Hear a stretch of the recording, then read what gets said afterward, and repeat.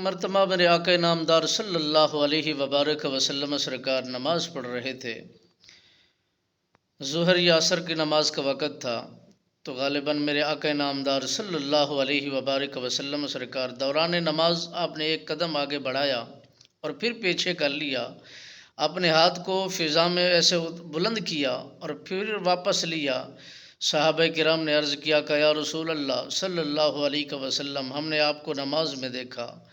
کہ آپ نے قدم بھی بڑھایا اور ہاتھ بھی بڑھایا۔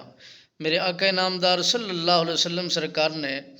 جب یہ عمل کیا تو صحابہ اس بات پر غور و فکر کر رہے تھے اور اس بات کو دیکھ رہے تھے،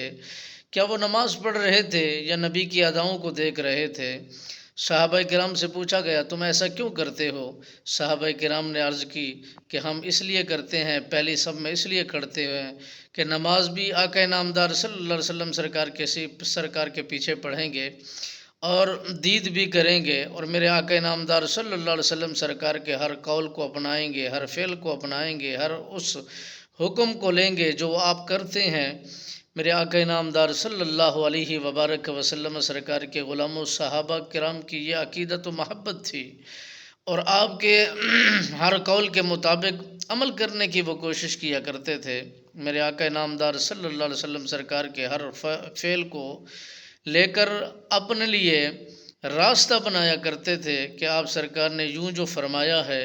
اس میں ہمارے لیے کیا بہتری ہے اور کیا ہمارے لیے اس میں سبق رکھا گیا ہے۔ میرے آقا نامدار صلی اللہ علیہ وسلم سرکار نے فرمایا ہر انسان کے لیے دنیا کے اندر ہر کام اس کے لیے آسان نہیں ہوتا، اور اس کی منزل اس کے لیے آسان نہیں ہویا کرتی، اور کبھی دشواری بھی آ جاتی ہے۔ ہر دفعہ صحت ایک جیسی نہیں ہوتی، ہر دفعہ سفر ایک جیسا نہیں ہوتا، اگر معاملات عجیب سے ہوں تو اس کا نظام بھی دھرم برم ہو جاتا ہے۔ اگر خدا کی طرف سے عنایات ہو رہی ہو تو پھر امتحانات کا سلسلہ بھی ہونا شروع ہو جاتا ہے۔